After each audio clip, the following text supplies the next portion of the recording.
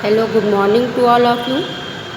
Next topic in chapter Geography, Resources and Development, Net Shown Area in Different States, page number 129.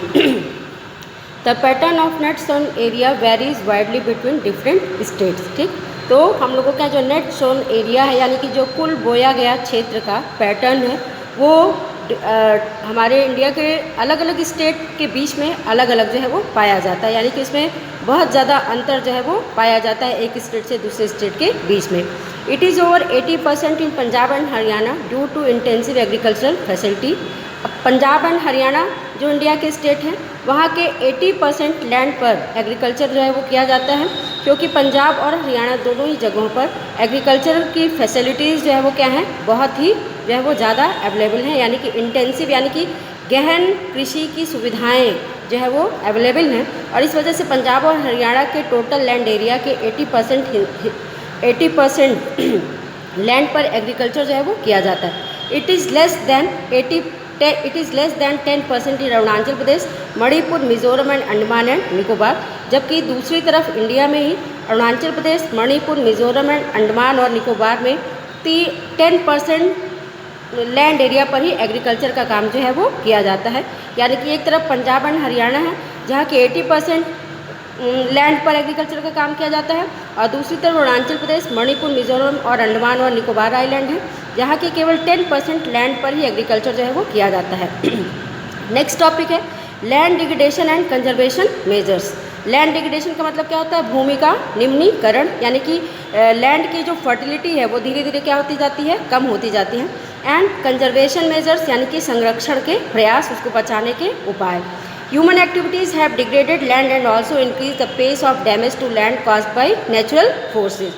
Human activities की वजह से land जो है वो क्या हो रही है, डिग्रेडेड हो रही है, यानी कि लैंड जो है वो धीरे धीरे क्या हो रही है, उसकी फर्टिलिटी कम होती जा रही है और वो बैरन लैंड में जो है वो चेंज होती जा रही है। And also increase the pace of damage to land caused by natural forces, और साथ ही नेचुरल फोर्सेज की वजह से यानी कि प्राकृतिक कारणों की वजह से भी लैंड के डैमेज की जो स्पीड है वो क्या हो रही है, बढ़ रही है। वेस्ट लैंड और डिग्रेडेड लैंड। वेस्ट लैंड यानी कि जो बेकार लैंड होती है वो क्या होती है, डिग्रेडेड लैंड होती है, यानी कि निम्न भूमि जो है वो होती है, यानी कि इसकी क्वालिटी क्या होती है, बहुत अच्छी नहीं होती है, वो फर्टाइल नहीं होती है।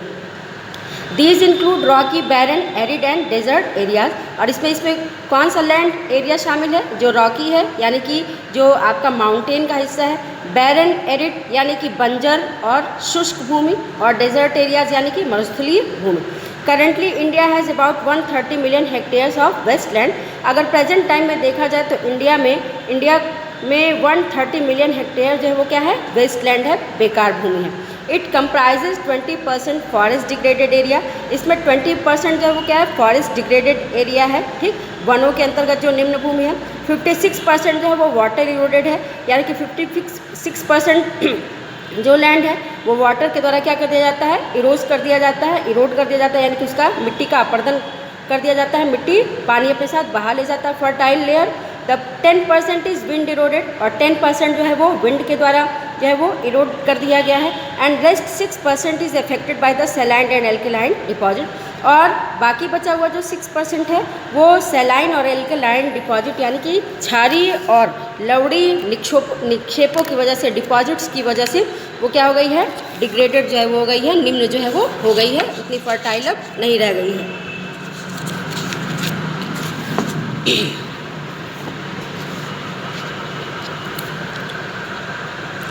Deforestation, overgrazing and expansion of mining and quarrying operations have contributed to land degradation.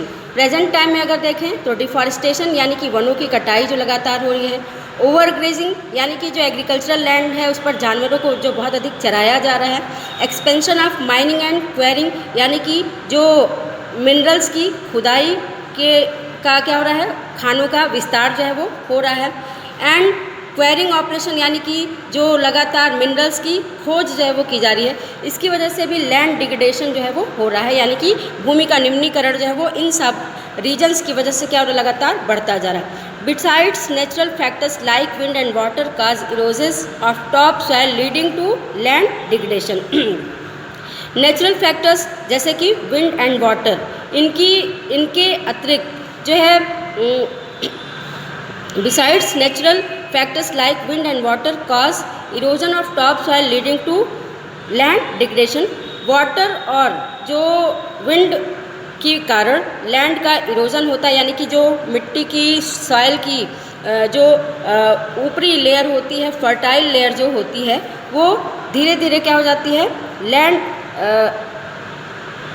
पानी के साथ या तो बह जाती है या हवा के साथ उड़ जाती है, और इसलिए धीरे धीरे क्या होता है, लैंड डिग्रेडेशन जो है वो लगातार बढ़ता जाता है।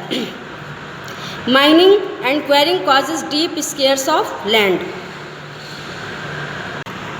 Mining and quarrying causes deep scars on land. जहाँ पर भी माइनिंग का काम किया जाता है, यानी कि खानों में से मिनरल्स की खुदाई की जाती है और मिनरल्स की खोज की जाती है, वहाँ पर क्या हो जाते हैं, लैंड पर गहरी नालियाँ और गड्ढे जो है वो बन जाते हैं, और उनसे जो भी कहा जाए कि मलबा निकलता है, धूल मिट्टी वगैरह निकलता है, उसको वहीं पर छोड़ दिया जाता है, जो हवा के साथ उड़ करके या पानी के साथ बह करके दूर दूर के क्षेत्रों में जाकर के मिट्टी की ऊपरी लेयर पर क्या हो जाता है, डिपॉजिट हो जाता है।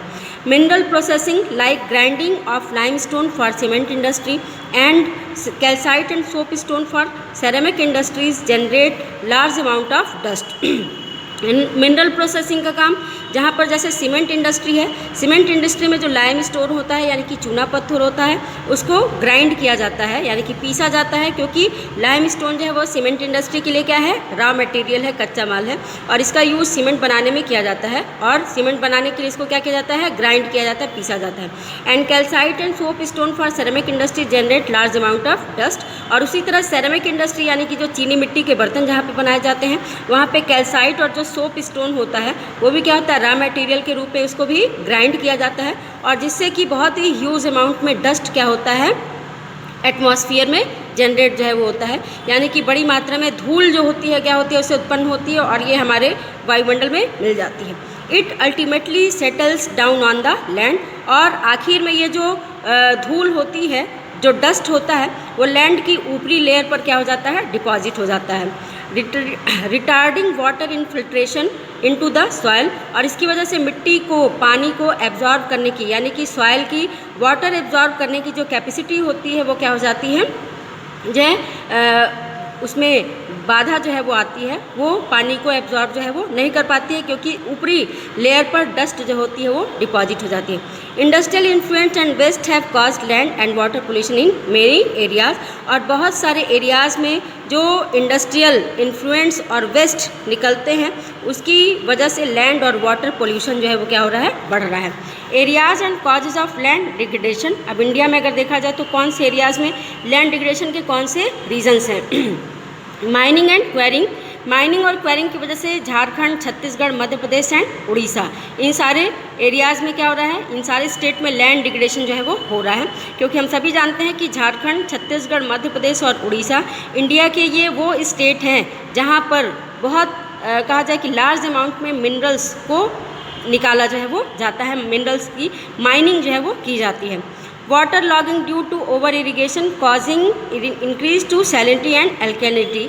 Punjab, Haryana and western part of Uttar Pradesh, जहाँ पर एग्रीकल्चर जो है वो मेन लोगों का ऑक्यूपेशन है, और पंजाब और हरियाणा के 80% लैंड एरिया पे एग्रीकल्चर जो है वो किया जाता है, और इंटेंसिव एग्रीकल्चर के लिए वहाँ पर इरिगेशन यानी कि सिंचाई की सुविधाओं का इस्तेमाल बहुत किया जाता है, और पानी के बहुत ज़्यादा इस्तेमाल से, बहुत ज़्यादा सिंचाई से मिट्टी में एल्कलिनिटी और सैलिनिटी जो है वो क्या हो गई है, बढ़ गई है, और इसकी वजह से धीरे धीरे क्या हो रहा है, लैंड डिग्रेडेशन जो है वो हो रहा है। ओवर ग्रेजिंग यानी कि अति चारा, मतलब उस पर जानवरों को अत्यधिक चराई। Gujarat, Rajasthan, Maharashtra, Madhya Pradesh and hilly state of northern India के जो लैंड है, वहाँ पे जानवरों को बहुत ज़्यादा चराने की वजह से लैंड डिग्रेडेशन जो है वो हो रहा है, क्योंकि जानवरों के पैरों के खुर से मिट्टी की ऊपरी फर्टाइल परत क्या हो जाती है, उखड़ जाती है, और ये हवा के साथ आसानी से उड़ जाती है या पानी के साथ आसानी से बह जाती है, और धीरे धीरे क्या हो जाता है, लैंड जो है वो डिग्रेडेड होता चला जाता है। तो ये कुछ रीजन्स हैं इंडिया के डिफरेंट स्टेट में लैंड डिग्रेडेशन के। To solve the problem of land degradation the method given below can be employed. ठीक, तो इंडिया में जो लैंड डिग्रेडेशन की प्रॉब्लम है उसको सॉल्व करने के लिए कुछ जो है वो तरीके जो है वो दिए हैं, कुछ मेथड्स जो हैं दिए हैं। फर्स्ट क्या है, afforestation and proper management of grazing land. सबसे पहले तो जो है हम लोगों को क्या करना होगा, वनों को लगाना होगा, यानी कि जंगलों को फिर से, पेड़ पौधों को फिर से लगाना होगा, क्योंकि हमारे यहाँ जो फॉरेस्ट एरिया है वो धीरे धीरे क्या हो रहा है, कम जो है वो होता जा रहा है। तो सबसे पहले क्या करना होगा, हमको अपने फॉरेस्ट लैंड को जो है वो बढ़ाना होगा, तो पेड़ पौधों को ज़्यादा से ज़्यादा अमाउंट में लगाना होगा। And proper management of grazing land, और जो ग्रेजिंग लैंड है यानी कि चारागाह जो भूमि है उसका भी प्रॉपर मैनेजमेंट जो है वो करना होगा। Discharge and disposal of industrial waste after treatment, और ऐसे इंडस्ट्रियाँ जिनसे कि जो है वेस्ट मटेरियल जो है वो निकलता है, पोल्यूटेड वाटर जो है वो निकलता है, जिसमें कई तरह के केमिकल्स जो है वो क्या होते हैं, मिले होते हैं, या कुछ और जो है वेस्ट मटेरियल जो है वो निकलता है जिससे कि लैंड डिग्रेडेड होती है। तो ऐसे इंडस्ट्रियों को ट्रीटमेंट के बाद ही उसको डिस्पोज जो है वो करना चाहिए। Control over mining activities, mining activities पर भी कंट्रोल जो है वो होना चाहिए, यानी कि नियंत्रण जो है वो होना चाहिए। Planting of shelter belts of trees in arid areas, जो एरिड एरियाज़ हैं वहाँ पे जो है पेड़ पौधों के शेल्टर बेल्ट्स जो है वो क्या किए जाएँ, बनाए जाएँ। कंट्रोल ऑन ओवर ग्रेजिंग, अति चारागाह पर जो है वो नियंत्रण जो है वो लगाया जाए, यानी कि जानवरों की अत्यधिक चराई पर कंट्रोल जो है वो किया जाए। Stabilization of sand dunes by growing thorny bushes, और जो सैंड ड्यून्स यानी कि बालुका स्तूपों का जो स्टेबलाइज जो है वो किया जाए, किसके थ्रू, थ्रोनी बुशेस को उगा करके, यानी कि कटीली झाड़ियों को उगा करके, लगा करके सैंड ड्यून के स्टेबलाइजेशन को जो है वो क्या किया जाए, रोका जो है वो जाए, उसको स्थिर जो है वो किया जाए, यानी कि वो आगे ना बढ़ने पाए, क्योंकि हवा के डायरेक्शन में जो सैंड ड्यून्स होते हैं, बालुका स्तूप होते हैं डेजर्ट एरिया में, ये क्या होते हैं, आगे बढ़ते रहते हैं, और इसलिए जब हम उसके आगे बढ़ने के रास्ते में थ्रोनी बुशेस यानी कि कटीली झाड़ियाँ जो है वो लगा देंगे, तो उसका जो ग्रोथ होगा वो क्या होगा, धीरे धीरे कम होगा और वो स्टेबलाइज जो है वो हो जाएगा। मैनेजिंग वेस्ट लैंड, जो वेस्ट लैंड है यानी कि जो बेकार भूमि है उसको भी मैनेज जो है वो किया जाए, यानी कि उसका भी उचित प्रबंधन किया जाए और धीरे धीरे उसको फर्टाइल लैंड में चेंज करने की कोशिश जो है वो की जाए प्रॉपर मैनेजमेंट के through. Soil as a resource, यानी कि मिट्टी एक संसाधन के रूप में। The soil takes millions of years to form soil up to a few centimeter depth, यानी कि कुछ सेंटीमीटर मिट्टी को बनने में लाखों साल जो है वो लग जाते हैं।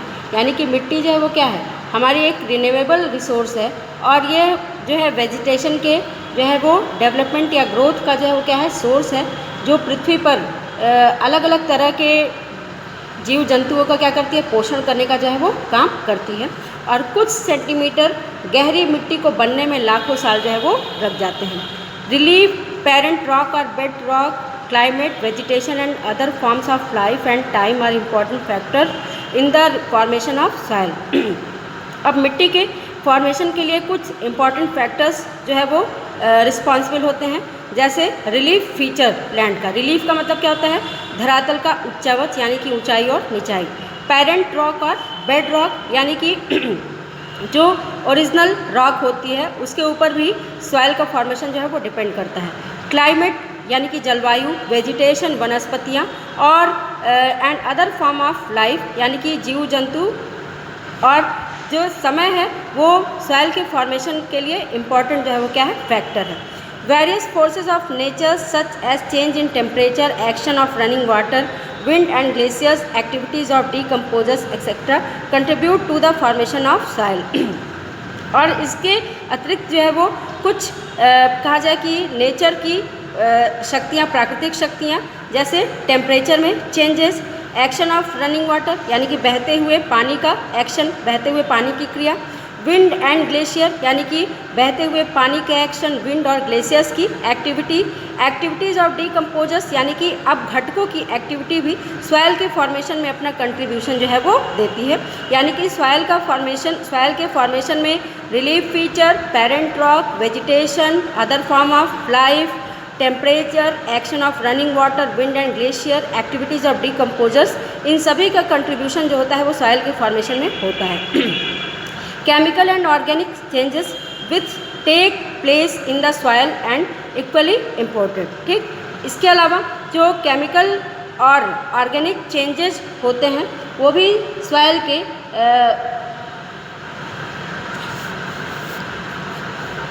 Chemical and organic changes which take place in the soil are equally important. यानी कि सॉइल में होने वाले जो केमिकल और कहा जाए कि ऑर्गेनिक चेंजेस होते हैं वो भी जो है वो इम्पॉर्टेंट है।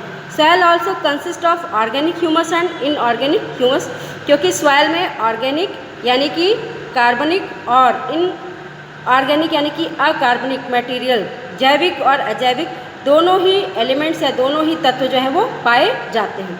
On the basis of factors responsible for soil formation, colour, thickness, texture, age, chemical and physical properties, the soil of India can be classified in different types. और सॉइल फॉर्मेशन के लिए जो फैक्टर रिस्पॉन्सिबल हैं, soil formation के process को determine करने वाले जो एलिमेंट हैं उनके रंग यानी कि उसका कलर, थिकनेस यानी कि मोटाई, टेक्सचर यानी कि उसका जो गठन है, एज यानी कि आयु, केमिकल एंड फिजिकल प्रॉपर्टीज़ के बेसिस पर इंडिया की जो सॉइल है उसको डिफरेंट टाइप में क्लासिफाइड जो है वो किया जा सकता है। यानी कि इंडिया में जो सॉइल है वो एक तरह की जो है वो नहीं जो है वो पाई जाती है, क्योंकि सॉइल के फॉर्मेशन के लिए कई फैक्टर्स जो होते हैं वो क्या होते हैं, रिस्पॉन्सिबल जो है वो होते हैं। और इसलिए उसके colour, thickness, texture, age, chemical और फिजिकल प्रॉपर्टीज़ के बेसिस पर इंडिया के सॉइल को डिफरेंट टाइप में क्लासिफाइड जो है वो किया गया है।